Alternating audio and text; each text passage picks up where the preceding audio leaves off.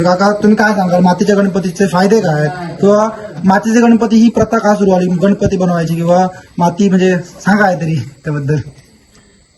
मातीची गणपती बनवण्यामागे मुख्य म्हणजे शास्त्रीय कारण जर बघितलं तर आपल्या हिंदू समाजामध्ये किंवा हिंदू धर्मामध्ये माती आणि दगड हे दोनच वस्तू अशा आहेत की ज्याच्यामध्ये देवत्व उतरतं आणि तेच पूजेसाठी निषिद्ध मानलं जातं.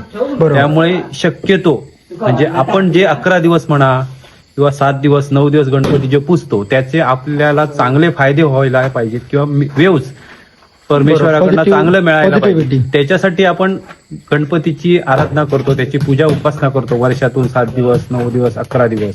मग त्याचा काहीतरी आपल्याला फायदा व्हायला पाहिजे. मग त्याच्यासाठी आपल्या धर्मामध्ये मातीच्या आणि दगड पाषाण ह्याच्यामध्येच फक्त देवत्व उतरतं.